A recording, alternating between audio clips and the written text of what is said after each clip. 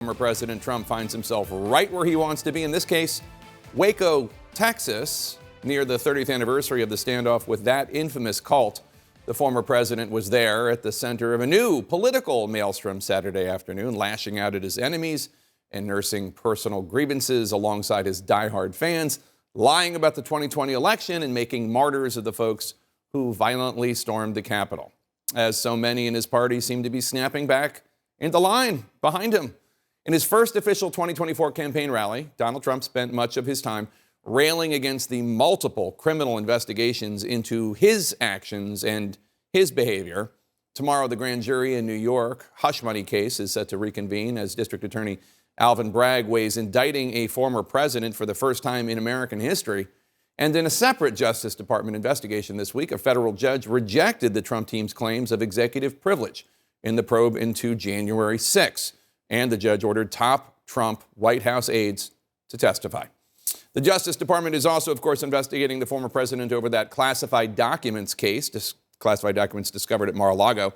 Joining us now, Senate Intelligence Committee Chairman Mark Warner. Chairman Warner, good to see you. Let me start with the fact that Donald Trump is explicitly raising the possibility of, quote, death and destruction if he ends up facing charges in the Manhattan hush money case.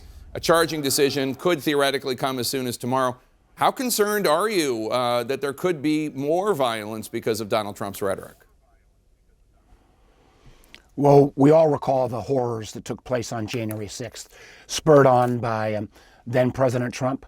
I think the fact that he's calling for protests again, I've been briefed by the FBI.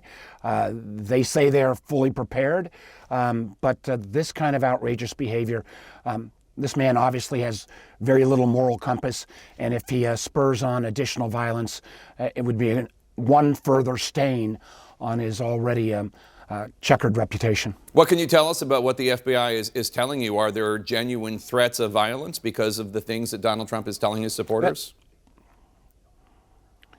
I got briefed before the supposed Tuesday indictment. That didn't come to pass. We've had an update. They've seen no specific strains, but the level of rhetoric on some of these right-wing sites has increased. Again, I would hope that some of your Republican guests on your show this morning would also say, you've got a right to have a First Amendment protest, but that right should not pass into violence. And the horrific activities that took place on January 6th, God willing, we will not see them repeated this week, should any one of these cases move forward on Trump. Well, let's talk about the fact that the first one might be this New York case, which has to do with a hush money payment made to a porn star and director. It is a business offense. It might be a misdemeanor. Your fellow Democrat, Senator Mark Kelly, told me that there are risks in taking the unprecedented step of charging any former president, and that prosecutors better have a strong case to back it up if they go forward. Do you agree?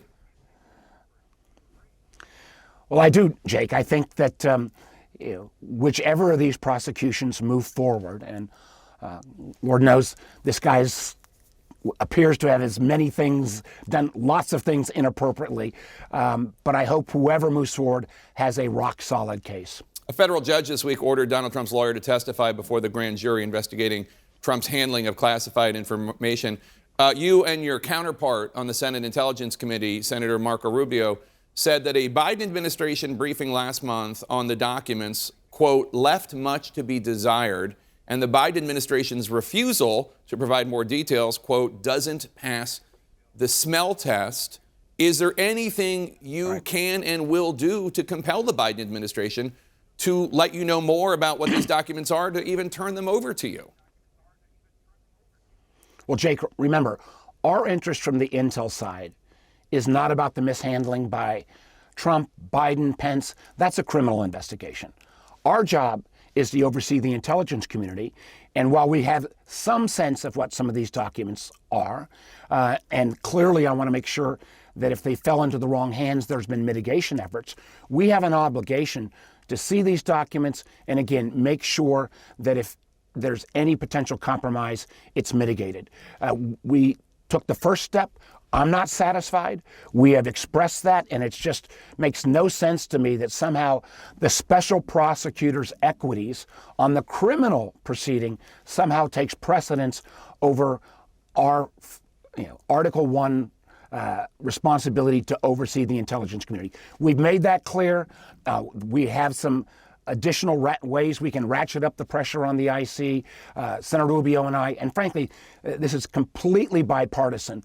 All the Democrats, all the Republicans on the committee feel the same. We also are going to try to press the Justice Department harder to make sure that we can do our job as well. We learned yesterday, shifting topics to overseas, that Russia is planning to station tactical nuclear weapons in Belarus. It's yet another escalation of tensions with the West and tensions with Ukraine. Russia says it's just doing what the U.S. already does with countries in Europe. What's your response to the Russian move? My response is twofold. Putin is a dangerous man. We've always known that. We've seen that the Russian offensive in Bakhmut, that city in the eastern part of Ukraine, seems to have stalled out. I'm hopeful that the Ukrainian counteroffensive is going to be successful. And I think it also drives home the point that any wannabe American political leader that refuses to acknowledge how dangerous Putin is, or that somehow that if Putin is successful in Ukraine, that is against our national interest, what that would do in terms of threatening the Baltic states, what it would do in terms of threatening Poland, what it would do in terms of giving President Xi more of a green light to potentially take action against Taiwan.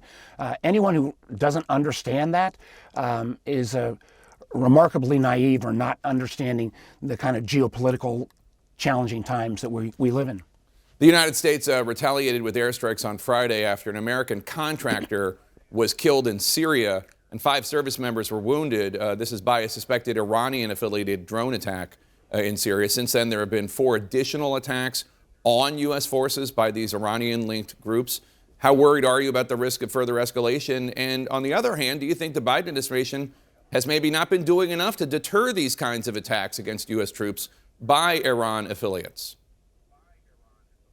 There has been this low level of violence in Syria literally over the last year. And the strikes that the administration took out and caused casualties amongst some of these Iranian-backed groups, I think was appropriate. And I think if they continue, we ought to up the ante in terms of the strikes that we send back. But remember, we have a couple thousand troops there in both Iraq and Syria working with the Kurdish forces who still are in the process of wiping up the final remnants of the ISIS folks. And there are a number of ISIS prisoners being held. It's a dangerous area. But I do think the administration's response so far has been appropriate.